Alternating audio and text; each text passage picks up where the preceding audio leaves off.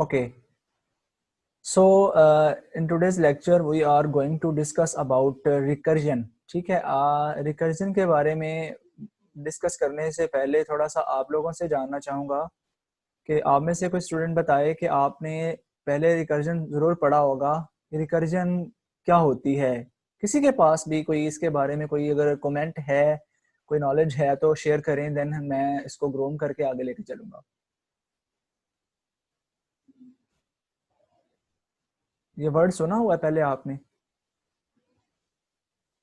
Yes sir, सुना हुआ है।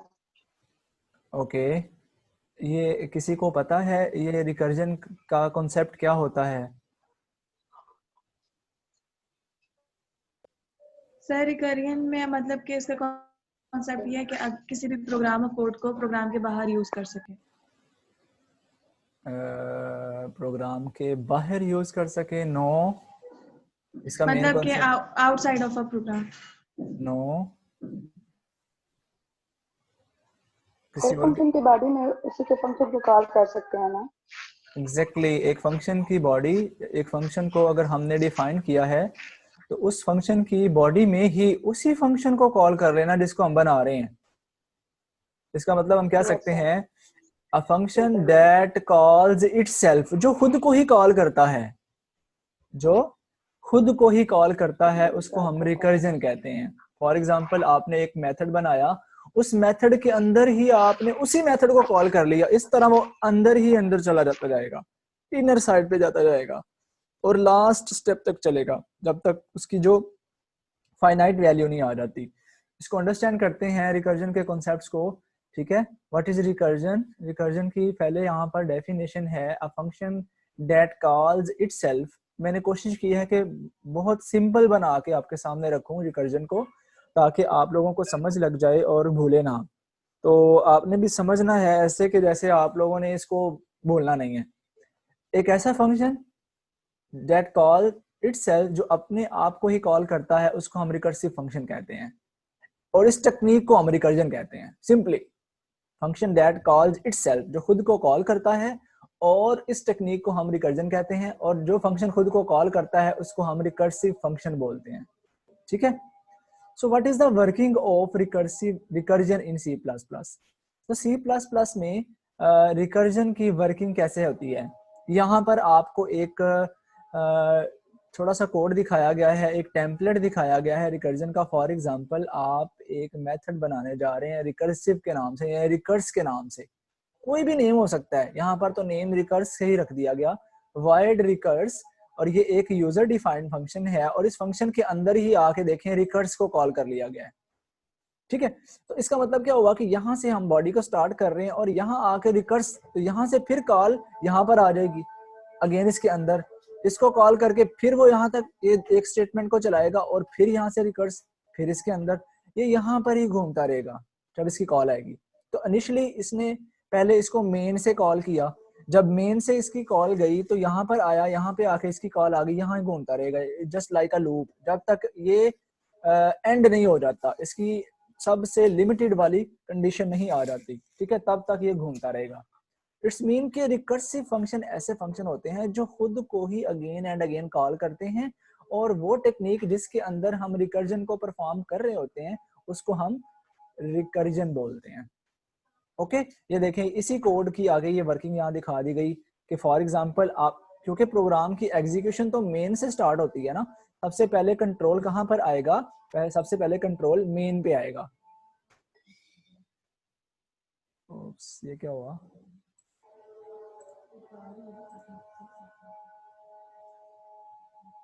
ओके, ये अजान हो रही है, जरा 2 मिनट के लिए मैं जरा खामोश हो रहा हूँ।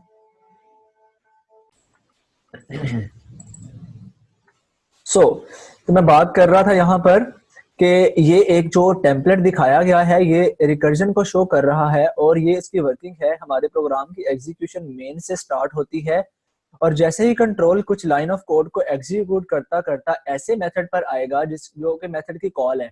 फॉर एग्जांपल ये देखें रिकर्स, ये मेथड कॉल आ गया, यहाँ से कंट्रोल कहाँ पर चला जाएगा? यहाँ से कंट्रोल उठ के ये इस मेथड पे चला जाएगा जहां पर इसको डिफाइन किया गया है।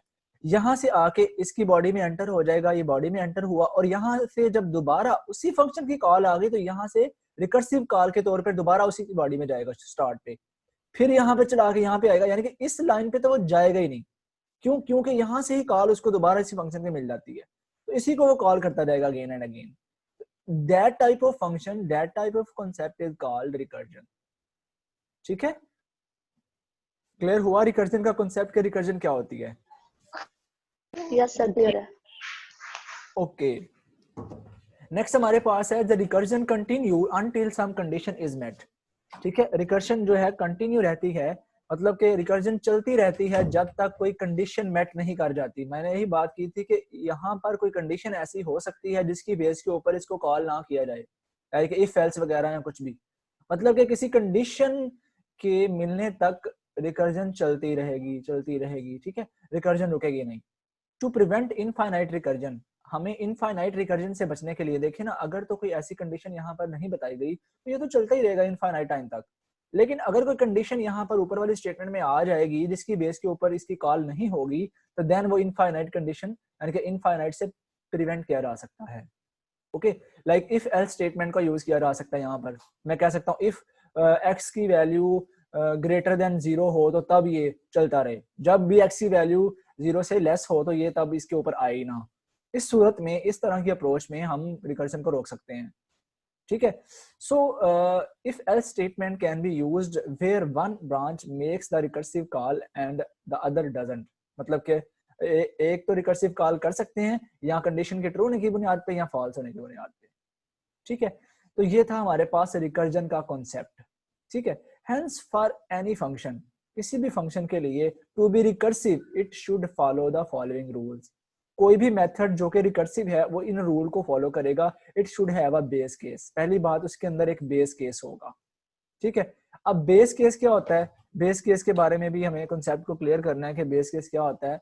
कि बेस केस यानी कि फॉर एग्जांपल अगर एक रिकर्सिव फंक्शन सिर्फ एक दफा ही कॉल होगा, just a minute,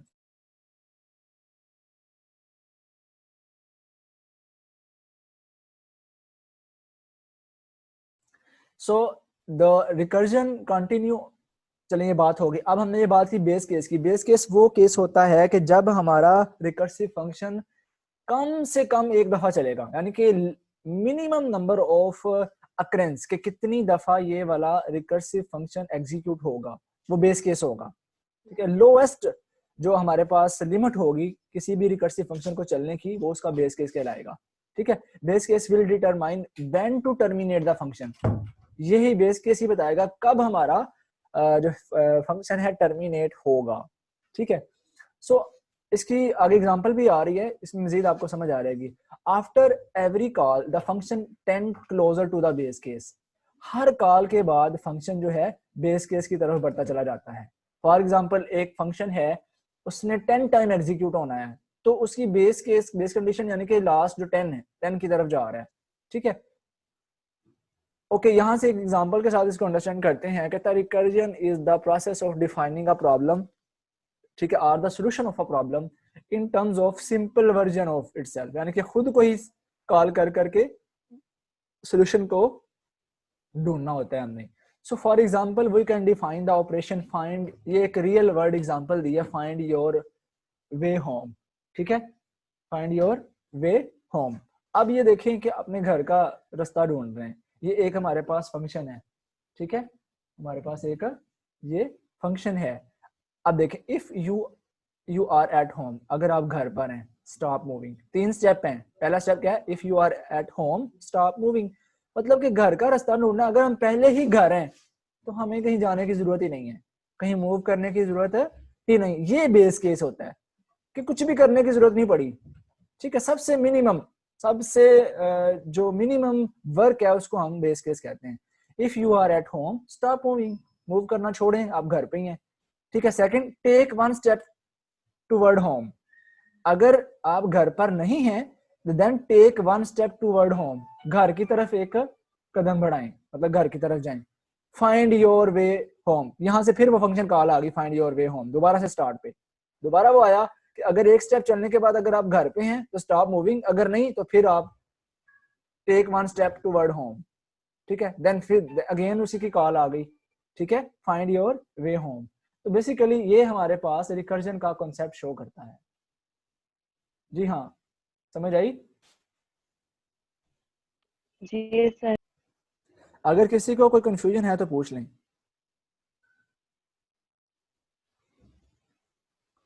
no sir, okay. Okay, so here the solution to find your way home is 2 step, ठीक है, यानी कि 3 टोटल 3 स्टेप्स हैं, लेकिन मेनली 2 वर्क कर रहे हैं। First, we don't go home if we are already home, वही बात कि हम पहले ही अगर घर है तो हमें कहीं नहीं जाने की जरूरत, ठीक है। Secondly, we do a very simple action that makes our situation simpler to solve, मतलब कि हम अगर एक स्टेप आगे मूव कर जाएंगे तो हम अपने घर की तरफ आस्ता आस्ता बढ़ रहे होंगे, ठीक है ना। ऊपर जैसे बात की थी कि हम अपने सोल्यूशन की तरफ बढ़ रहे होंगे, बेस केस की तरफ बढ़ रहे होंगे। सो कोई ऐसा फिर फॉर एग्जांपल 5-6 स्टेप्स के बाद में भी ऐसा पॉइंट आ रहा है कि जब हम घर पे हों तो वो बेस केस आ रहेगा ना। तो बेसिकली ये कॉन्सेप्ट है। So secondly, we do a very simple action that makes our situation simple to solve. Finally, we redo the entire algorithm. तो जब दोबारा इसको कॉल कर रहे हैं find your way home, तो हम redo कर रहे हैं। redo का मतलब दोबारा वही काम कर रहे हैं, ठीक है। redo होता रहेगा तब तक जब तक हमारा घर नहीं आ जाएगा। So the above example is called tail recursion. tail recursion क्यों कहा गया है? क्योंकि यहाँ पर recursive जो कॉल है वो लास्ट पर आ रही है। This is where the very last statement is calling the recursive algorithm. Recursive algorithm कब कॉल हो रहा है? लास्ट पे। जब लास्ट वाली स्टेटमेंट पे जाके recursive algorithm या recursive method कॉल हो रहा हो, उस recursion को हम tail recursion बोलते हैं। Okay, so the tail recursion can directly be translated ना सर into रिपीट करिएगा। सिंपल है। टेल रिकर्जन वो होती है जब हमारी रिकर्सिव कॉल लास्ट वाले स्टेटमेंट पे आ रही होगी मेथड के। ओके, ठीक है। So all recursive algorithm must ओबे 3 इंपॉर्टेंट लॉज। अब ये देखें, ये भी 3 थे ना, इन्हीं की बुनियाद पर अब उसने एक लॉ बना लिया, एक स्टैंडर्ड बना लिया कि 3 होते हैं। Recursive algorithm must have a base case. पहली बात कि रिकर्सिव एल्गोरिथम का बेस केस जरूर होगा। व्हेन टू स्टॉप, जहां पर हमने रुकना है, ठीक है।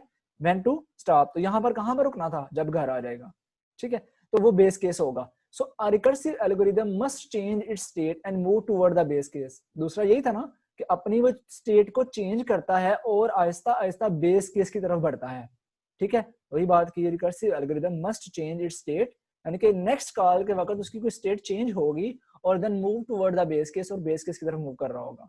सो a recursive algorithm must call itself recursively. और लास्ट पे ये देखें, एक रिकर्सिव एल्गोरिथम खुद को ही अगेन एंड अगेन कॉल कर रहा होता है।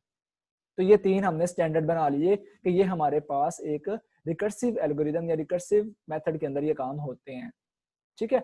The word toward base case, ठीक है, is where we make the problem simpler. तो जब हम बेस केस की तरफ बढ़ रहे होते हैं तो आहिस्ता आहिस्ता आहिस्ता आहिस्ता हमारी प्रॉब्लम सिंपल होती चली जाती है। जैसे एग्जांपल उसने कहा, divide a list into 2 parts. अगर हम एक लिस्ट को, एक बड़ी लिस्ट है, एक बड़ा काम है, उसको 2 हिस्सों में डिवाइड करते हैं, या एक लिस्ट को डिवाइड करते हैं 2 पार्ट्स में, तो each smaller than the original, ठीक है। मतलब कि ये दोनों पार्ट ओरिजिनल से छोटे छोटे होंगे, फिर उन दोनों पार्ट को आगे मजीद छोटे 2 हिस्सों में चेंज कर देते तो वो मजीद ऊपर वाले से छोटे होंगे। तो इस तरह से हम मजीद सिंपलर स्टेप्स की तरफ जा रहे होते हैं जब हम रिकर्सिव काम कर रहे होते हैं। So the recursive call is where we use the same algorithm to solve the simpler version of the problem. मतलब कि वही एल्गोरिथम यूज करके हम अपनी प्रॉब्लम को सिंपल वर्जन में जाके सॉल्व कर रहे होते हैं, और ओवरऑल रिजल्ट पूरे एल्गोरिथम का ही आ रहा होता है। Okay, so the base case is the solution to the simplest possible problem, ठीक है। उसका सॉल्यूशन जब मिल जाता है वो बेस केस आ जाता है। For example, the base case is the problem finds the largest number in a list would be the list had only 1 number, ठीक है। And by definition if there is only 1 number it is largest. कहता है for example सबसे simplest base case क्या हो सकता है कि आपने ना एक लिस्ट में से सबसे बड़ा नंबर फाइंड करना है, और अनफॉर्चुनेटली उस लिस्ट में नंबर ही सिर्फ एक है। जब उसमें से नंबर ही एक है तो उसमें रिकर्सिव कॉल कितनी होगी नहीं, सिर्फ बेस केस ही आ जाएगा, रिजल्ट स्टॉप हो जाएगा। जितना एक ही नंबर है तो वही लार्जेस्ट होगा, उसको किसी के साथ कंपेयर करवाना ही नहीं पड़ेगा, ठीक है। तो ये सारी जो बातें हमने अभी तक की हैं ये टोटली रिकर्जन को या रिकर्सिव कॉल को, रिकर्जन को अंडरस्टैंड करने के लिए की हैं। आई होप कि आप ये समझ चुके हैं। जी सर। ओके, नेक्स्ट हमारे पास एक एग्जांपल ऐड किया मैंने, factorial of a number using recursion, कि किसी नंबर का फैक्टोरियल फाइंड करें। अब आपको पता है फैक्टोरियल क्या होता है? फैक्टोरियल बेसिकली हम मैथ के अंदर ये कॉन्सेप्ट यूज करते हैं जिसको हम बोलते हैं, इस तरह से लिखते हैं एन फैक्टोरियल। ठीक है, अगर मैं 2 का फैक्टोरियल लेना है इस तरह से, तो ये किसके इक्वल होता है भला? 2, इसको बैकवर्ड मल्टीप्लाई करना होता है, 2 मल्टीप्लाई बाय 1। ठीक है, मल्टीप्लाई बाय 1। अगर 3 का फैक्टोरियल लेना है तो क्या होगा? 3 मल्टीप्लाई बाय 2 मल्टीप्लाई बाय 1, ऐसे ही होगा ना? तो बेसिकली रिकर्जन का ये कॉन्सेप्ट होता है हमारे फैक्टोरियल का। ठीक है, तो ये एक फार्मूला हमारे माइंड में है कि हमारे पास, ये देखें, अब किसी भी नंबर का फैक्टोरियल लेना है तो हमने बैकवर्ड उसको मल्टीप्लाई करना होता है। ठीक है, अब इसको रिकर्जन की मदद से अंडरस्टैंड करते हैं। ये हमने एक प्रोग्राम बना लिया इंट, मैंने कल भी एक बात की थी कि अगर हमने एक मेथड मेन से ऊपर बनाना है तो फिर मेथड को डिक्लेयर करवाने की जरूरत नहीं होती, और अगर मैंने मेथड की डेफिनेशन को मेन के नीचे देना है, ये देखें यहाँ पर अब जो इंट फैक्टोरियल मेथड है ये मेन के नीचे डिफाइन किया गया है, तो इसलिए ऊपर मैंने इस मेथड को डिक्लेयर करवा लिया इंट फैक्टोरियल इंट। इसका मतलब ये है कि कहीं पर मेन के नीचे जाके मैं इस नाम से एक मेथड बनाने वाला हूँ। ठीक है, सर जी दोबारा बता दें वाला, ऊपर क्यों किया था इंट मेन? ये हमने फंक्शन को डिक्लेयर करवाया है। फंक्शन को डिक्लेयर करवाने का मतलब ये होता है कि मेन के बाद कहीं पर जाके मैं फैक्टोरियल का फंक्शन डिफाइन करूंगा। ठीक है, अगर ये डिक्लेरेशन ऊपर ना दें तो इसका मतलब होता है कि फिर डिक्लेरेशन कब हम नहीं दे सकते? तब जब हमने मेन के ऊपर ही उसकी डेफिनेशन दे देनी है। समझ आइए? अब जी सर। देखिए ना, अब मैंने एक मेथड बनाना था अपने इस प्रोग्राम के अंदर फैक्टोरियल के नाम से, तो मैं इधर भी नेम स्पेस के नीचे भी उस मेथड की ये वाली डेफिनेशन दे सकता था, ये यहाँ पे दी गई है इंट फैक्टोरियल, उसकी बॉडी सारी मैंने अब मेन के नीचे दी है। जब मैंने इसको मेन के नीचे, मेन की बॉडी के बाहर नीचे वाली साइड पे इसको डिफाइन करना है ना, तब मुझे मेन के ऊपर फंक्शन को डिक्लेयर करवाना पड़ेगा, लाइक इंट फैक्टोरियल इंट, यानी कि मैं एक ऐसा मेथड इस अपने मेन के नीचे बनाऊंगा जो कि इंटीजर वैल्यू रिटर्न करेगा, और इसमें हमारे पास फैक्टोरियल उसका नेम होगा और इंटीजर ही वो पैरामीटर पास किया जाएगा उसको, तो सेमीकोलन। अब मेन के बाद नीचे पहले आ रहे हैं, फैक्टोरियल के अंडरस्टैंड कर लेते हैं। अब देखें इंट n, ये नंबर आ गया, n इज ग्रेटर देन 1, कहते हैं n की वैल्यू अगर 1 से ग्रेटर होगी, चूंकि 1 तक हमने मल्टीप्लाई करना है ना, 2 multiply by 1, 3 multiply by 2 multiply by 1, 1 तक जाते हैं, इसलिए ये मैंने जो बेस कंडीशन इसकी ली है 1 तक ली है कि जब n की वैल्यू जब तक 1 से बड़ी है, इफ, ठीक है, if n is greater than 1 then return करो n multiply by factorial of n minus 1। तो यहाँ पर रिकर्सिव कॉल देखो हो रही है, ये रिकर्जन आ गई यहाँ पे कि इसी मेथड को, फैक्टोरियल वाले को यहाँ पर कॉल कर लिया गया। ठीक है, अब n की वैल्यू फॉर एग्जांपल थी 3, ठीक है, n की वैल्यू क्या थी? 3, 3 इज ग्रेटर देन 1, ट्रू हो गया, 3 इज ग्रेटर देन 1 ट्रू हो गया। रिटर्न क्या करो? 3 मल्टीप्लाई बाय, और यहां पर आके उसने अगेन किसको कॉल कर दिया? इस फैक्टोरियल को, n माइनस 1, n माइनस 1 का मतलब 2, नेक्स्ट टाइम यहां पर कॉल आई और यहां पर 2 हो गया। ठीक है, जब 2 हुआ तो 2 is greater than 1, 2 is greater than 1। अब या नेक्स्ट टाइम या इतना तो हो गया, इसके अंदर अब आ गया 2 multiply by factorial of n minus 1, n minus 1 अब क्या हो गया? 1। अब यहाँ पर 1 आया तो 1 इज ग्रेटर देन 1, यहाँ से कंडीशन फॉल्स होगी, तो यहाँ पे आगे उसने कह दिया, कंडीशन जब यहाँ पर फॉल्स होगी तो यहाँ पर आगे उसने कह दिया रिटर्न 1। ठीक है, तो अब यहाँ पर रिटर्न 1 तो उसने कह दिया, लेकिन यहाँ पर हमारे पास रिक्वायर्ड रिजल्ट हमें मिल गया। ठीक है, n मल्टीप्लाई 3 मल्टीप्लाई बाय 2, ठीक है, 3 मल्टीप्लाई बाय 2, 6 मल्टीप्लाई बाय 1 6 ही होता है, तो यहाँ तक ये 6 इसका आंसर आ जाएगा, और फैक्टोरियल के अगेंस्ट जो आंसर रिटर्न होगा वो 6 होगा। ठीक है, अब ये देखें, इसको मजीद अच्छे तरीके से एक दफा अगेन यहाँ से अंडरस्टैंड करते हैं। ये मेन है ना, ये देखिए मेन में इन n और रिजल्ट, तो यहाँ से जो फैक्टोरियल से n रिटर्न होके आएगा वो रिजल्ट को मिल जाएगा। नॉन नेगेटिव नंबर एंटर करना है, n मैंने यहाँ पर 3 लिया था, तो 3 जब इसको पास करेंगे तो इसके अगेंस्ट 6 रिजल्ट रिटर्न होगा, इसको मिलेगा। तो यहाँ पर देखिए उसने क्या 4 लिया हुआ है। ठीक है, नंबर कौन सा लिया है? 4। ये देखें, साथ ही मैंने इसकी इलैबोरेशन बता दी। मेन के अंदर जब इसको कॉल किया गया फैक्टोरियल ऑफ n, यहाँ से कॉल जब मेथड हुआ तो यहाँ से वो n की वैल्यू 4 जाके इसको मिली n को, ये देखें n इज इक्वल टू 4, यहाँ से फंक्शन कॉल हो गया। ठीक है, अब ये इनर साइड पे जाता जाएगा, यहां से जब इसको कॉल किया n is greater 4 is greater than 1, 4 की वैल्यू 1 से बड़ी है, इधर आ गया n मल्टीप्लाई बाय, यहां से फैक्टोरियल अगेन कॉल हुआ और यहां से जब वो उसकी कॉल आई वो बैकवर्ड और नीचे आ गया, इधर n की वैल्यू 3 मिली, n की वैल्यू 4 थी ना, यहाँ पे आके 3 मिली, जब यहाँ पे 3 मिली तो 3 के लिए फिर ट्रू, फिर यहाँ पे 2 मिली, 2 के लिए फिर ट्रू, यहाँ पे आके 1 मिली, ठीक है। 1 के लिए इसने 1 रिटर्न कर दिया, जब 1 रिटर्न किया तो जब बैकवर्ड जाएगा अब उसने मल्टीप्लाई करना है, यहाँ से 1 रिटर्न हुआ, 1 यहाँ पर आके इसको मिला, ठीक है, 1 रिटर्न हुआ तो यहाँ पर 2 मल्टीप्लाई बाय 1 हो गया, यहाँ से 2 मिला था ना, 2 मल्टीप्लाई बाय 1 हो गया, यहाँ से 3 मिला था, 3 मल्टीप्लाई बाय 2 हो गया 6, यहाँ से 6 मिला था, 6 मल्टीप्लाई बाय 4 हो गया 24, तो ये 24 एंड पे हमारे पास फैक्टोरियल का रिजल्ट आ गया। मतलब कि पहले हमने इनर साइड पे जाते जाना है, जब वैल्यू रिटर्न करनी है हमने बैकवर्ड उसका सारा रिजल्ट ले लेना है, तो यहाँ पर भी ऐसे ही हो रहा है। जी हाँ, कोई क्वेश्चन है तो पूछें।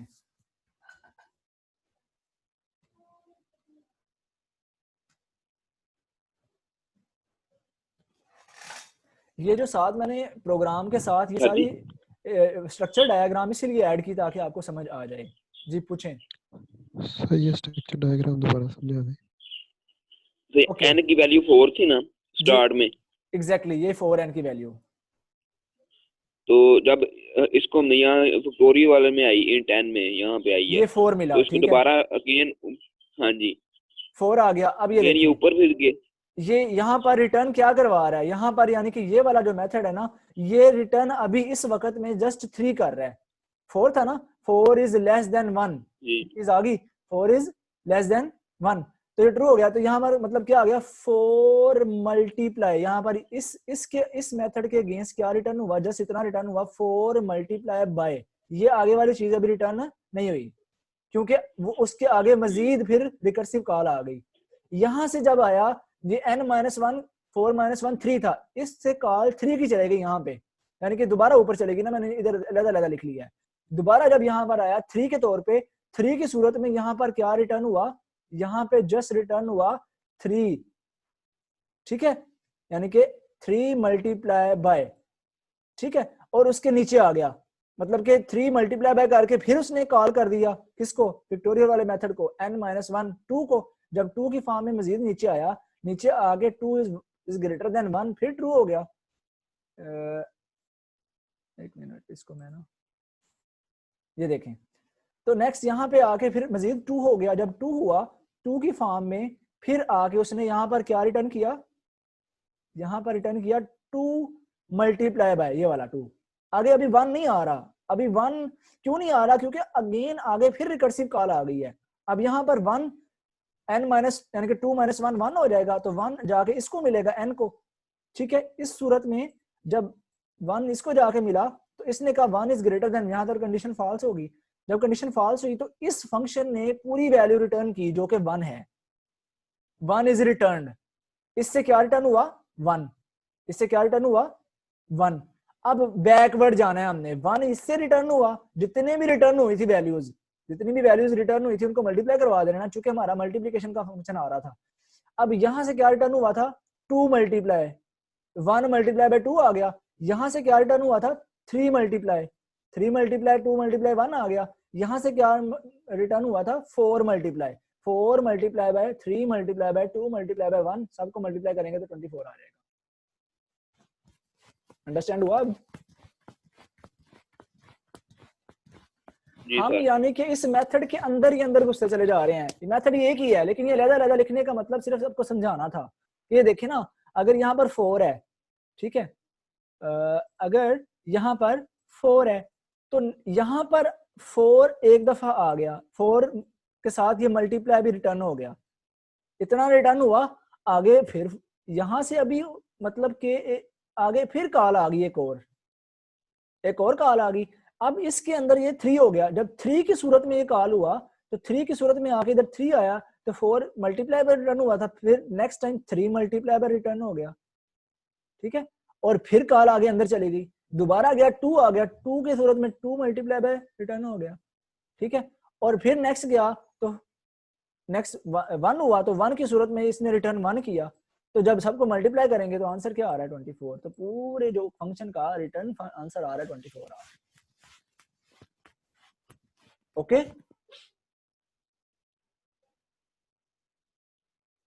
किसी को सही Okay, कैसी कॉल तो किसी सही को कैसी कॉल जो है ये लूप का काम ही करती है ना। हाँ जी लूप का ही काम करती है, लूप की तरह ही है, लेकिन इसमें थोड़ा डिफरेंस होता है। ये भी हम आगे देखते हैं कि रिकर्जन में और उसमें आइट्रेशन में और इसमें क्या डिफरेंस होता है। ठीक है सर एक्सक्यूज मी जी, सर, इसकी एग्जांपल फिबोनाची भी हो सकती है। एग्जैक्टली फिबोनाची भी इसकी एग्जांपल है। ठीक है, टावर ऑफ हनाई भी इसकी एग्जांपल है। तो काफी एग्जांपल्स हैं, मजीद इसकी एग्जांपल्स आप देख सकते हैं, इंटरनेट पे काफी अवेलेबल हैं। इधर मैंने सिर्फ एक ही ऐड की है, पिक्टोरियल वाली। रिकर्सिव कॉल्स, रिकर्सिव से बहुत से ज्यादा प्रोग्राम्स हो सकते हैं, सिर्फ एक ही नहीं। ठीक है okay, what are the advantages of C plus plus, यानी कि रिकर्जन के क्या एडवांटेजेस हैं। कहता है it makes our code shorter and cleaner. इससे हमारा कोड शॉर्ट, देखें अगर मैंने वैसे रिकर्जन पिक्टोरियल फाइंड करना होता, पहले मैं n को मल्टीप्लाई करता, मतलब कि कोड काफी लेंथी हो जाना था, अलग-अलग मुझे करना पड़ना था। तो मैंने रिकर्जन की मदद से एक ही मेथड बना के सारा काम कर लिया। ठीक है, हमारा कोड शॉर्ट होता है और क्लीनर होता है। Recursion is required in problems concerning data structures and advance algorithms. कहता है रिकर्जन ज्यादातर कहाँ पर रिक्वायर होती है, आपके इस कोर्स में डेटा स्ट्रक्चर और एल्गोरिदम में। ठीक है, ये ज्यादा यूज होती है, जिसमें अभी हम आगे जाके पढ़ेंगे ग्राफ्स, ट्री ट्रैवर्सल वगैरह, तो वहां पर रिकर्जन यूज हो रही होगी। ठीक है आगे, इसलिए मैंने आपसे कहा कि जितने भी कॉन्सेप्ट पढ़ते चले जा रहे हैं ये आगे यूज होने हैं, इसलिए इनको अंडरस्टैंड करना जरूरी है, ताकि बाद में आपको कंफ्यूजन ना हो कि ये चीज तो हमने पढ़ी नहीं है, इसकी तो हमारे पास अंडरस्टैंडिंग ही नहीं है। तो उसके लिए पहले वाले कॉन्सेप्ट को सीखना जरूरी है, आगे जाके वो यूज होने हैं। ये एडवांटेजेस है। And some disadvantages, it takes a lot of stack space compare to an iterative program. ये देखें, अब यहाँ पर अभी बात हुई थी ना कि लूप की तरह काम करती हैं, बिल्कुल लूप की तरह काम करती हैं, लेकिन आइटरेटिव प्रोग्राम के अंदर स्पेस जो है कम ली जाती है, लेकिन ये स्पेस ज्यादा लेता है रिकर्जन। लेकिन इसका फायदा ये है कि ये शॉर्ट कोड होता है और क्लीनर होता है, स्पेस सिर्फ ज्यादा लेता है। आगे हम इसकी कॉम्प्लेक्सिटी को देखेंगे ना, वहां पे भी आपको अंडरस्टैंड होगा, लेकिन it uses more processor time. ठीक है, it can be more difficult to debug compare to an equivalent iterative program. तो मतलब कि आइटरेटिव प्रोग्राम को डिबग करना आसान होता है, इसको डिबग करना थोड़ा सा टफ होता है। टफ इसी सेंस में ना कि पहले हम एक मेथड के अंदर ही अंदर घुसते चले जा रहे हैं, फिर बैकवर्ड हमने रिजल्ट को कलेक्ट करना होता है। ठीक है, तो ऐसे ही हुआ था ना कि जब कॉल चलती चली जा रही थी, तो यहाँ से हम उस प्रोग्राम के अंदर चले जा रहे थे, 4 then 3 then 2 then 1, फिर बैकवर्ड जाकर हमने सारा रिजल्ट कलेक्ट किया, उसकी रिटर्न वैल्यू ली। ठीक है, तो ये एडवांटेज और डिसएडवांटेज से अगर हम रिकर्जन को एनालाइज करें तो one may argue why to use recursion, कि हम रिकर्जन को क्यों यूज करते हैं। The same task can be done with iteration. The first reason is recursion makes the program more readable because the latest enhanced CPU system recursion is more efficient than iteration। ये इसका answer है जी आपका, कि एक तो recursion reliable होती है, इसके अलावा जो लेटेस्ट सीपीयू होते हैं enhanced सीपीयू, उसके अंदर recursion is more efficient then iteration. ठीक है, ये एक। और अगर हम इसके एनालिसिस की बात करें, टाइम कम्प्लेक्सिटी और स्पेस कम्प्लेक्सिटी जो हमने स्टार्ट पे कॉन्सेप्ट देखा था, ठीक है, टाइम कम्प्लेक्सिटी के कितना टाइम लगाएगा। In case of iteration we take number of iteration to count the time complexity. हम आइटरेशन में तो आइटरेशंस को काउंट कर लेते हैं ना, कितनी दफा वो लूप चल रहा है। Likewise in case of recursion assuming everything is constant, हम सारी चीजों को कांस्टेंट ले लेते हैं and we try to figure out the number of times the recursive call is being made, और देखते हैं कि ये कॉल कितनी दफा, अब वहां पर वैल्यू कितनी थी, n की वैल्यू 4 थी, अब चूंकि n यूजर ने देना था, यूजर 10 भी दे सकता था, यूजर 20 भी दे सकता था, इसलिए उस सेंस में हमने n को 1 से फॉर एग्जांपल कांस्टेंट स्टेटमेंट्स को लिया, अब देखा कि वो n टाइम चल सकता है, तो इसलिए हमने बिग O n, पहले अगर एक स्टेटमेंट को लेंगे ना, एक कॉल को, तो बिग O1। अगर रिकर्जन में चूंकि n नंबर ऑफ टाइम वो चल सकता है, इसलिए उसकी जो टाइम कम्प्लेक्सिटी है वो बिग O n होगी किसी भी रिकर्जन एल्गोरिदम की, जब हमें पहले से पता नहीं है कितनी दफा चलना है इसने। ठीक है, एंड देन स्पेस कम्प्लेक्सिटी, ऊपर भी बात हुई कि स्पेस वो ज्यादा लेता है। तो space complexity is counted as what amount of extra space is required for a module to execute, मतलब कि वो जो रिकर्सिव मॉड्यूल या रिकर्सिव फंक्शन जो हम एग्जीक्यूट कर रहे हैं, तो उसके लिए कितनी एक्स्ट्रा स्पेस चाहिए। इन case of iterations the compiler hardly require any extra space. ठीक है, कहता आइटरेशन में तो कोई एक्स्ट्रा स्पेस की इतनी खास जरूरत नहीं होती। The compiler keep updating the values of variable used in iteration, but in case of recursion the system need to store activation record. लेकिन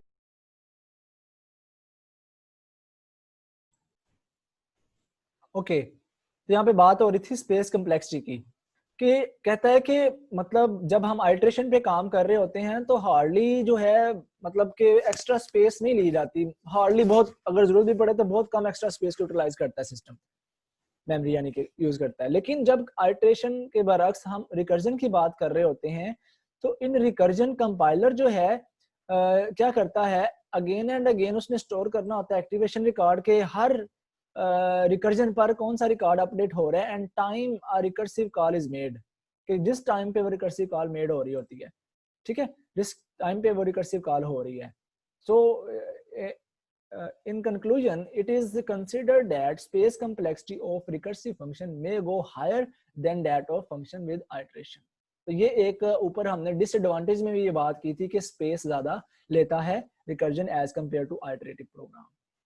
सो this is all about the recursion. आज हमने just recursion को ही देखना था, recursion के concept को understand करना था। आपके लिए करने के लिए जो टास्क है, आपने रिकर्जन की मजीद कोई सी 2 एग्जांपल्स अंडरस्टैंड करनी है। फैक्टोरियल वाली मैंने आपको बता दी, फैक्टोरियल से हटके फिबोनाची सीरीज आप कर सकते हैं, ठीक है, टावर ऑफ हनाई कर सकते हैं। इस तरह से बहुत ज़्यादा एग्जांपल्स आपको इंटरनेट से अवेलेबल हो जाएंगी। आपने कोई सी 2 एग्जांपल्स जो है इसकी रिकर्जन की परफॉर्म करनी है। ओके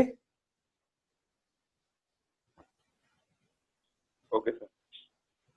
और असाइनमेंट नंबर 1 जो आपकी होगी, जो आपने 9 डेट को सबमिट करवानी है, आपने हमें जो अभी स्टैक पढ़ा, ठीक है, थोड़ा सा अंडरस्टैंड कर लें।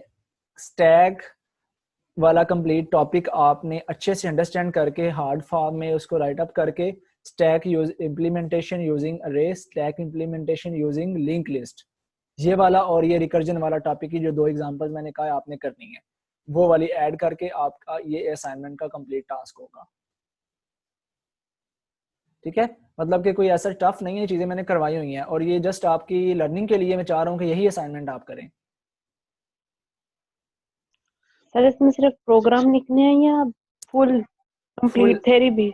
थ्योरी भी लिखनी है आपने, ताकि आपको अंडरस्टैंडिंग हो जाए। एक दफा आपकी रिटन फॉर्म में आपके हैंड से गुजरेगा ना सारा, तो आपको इंशाल्लाह ये बोलेगा नहीं।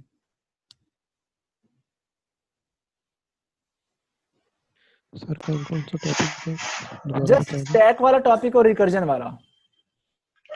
सर हार्ड फॉर्म में एग्जाम सर में सबमिट करवानी है ये असाइनमेंट? जी हाँ बिल्कुल,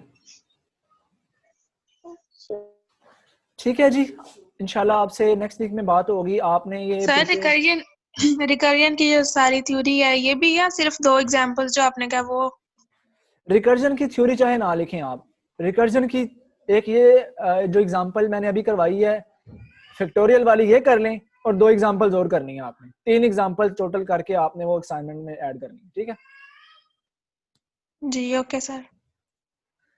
ठीक है जी, सर इंशाल्लाह। ये असाइनमेंट पेपर यूज करेंगे कि दूसरे ये यार जो असाइनमेंट है ना, दस्ता वगैरह मिलता है आप यूज उसके करेंगे पे? ना। आप ओके। देखें यूनिवर्सिटी शीट्स भी यूज कर सकते हैं या असाइनमेंट शीट भी यूज कर सकते हैं, ठीक है। तो आप उस पर अपना अच्छे से मतलब कि अच्छी राइटिंग में लिख कर उसको ऊपर टाइटल लगा के data structure and algorithm assignment number 1, ठीक है, और टीचर का नेम वहां पर मेंशन करके, अपना नेम मेंशन करके आपने सबमिट करवानी है। सर डेट कौन सी है? 9 Saturday. Okay okay sir. Okay जी, कोई क्वेश्चन है किसी का मजीद? No question? ओके, इंशाल्लाह आपसे नेक्स्ट मंडे को बात होगी। इंशाल्लाह अपना ख्याल रखिएगा। अल्लाह हाफिज।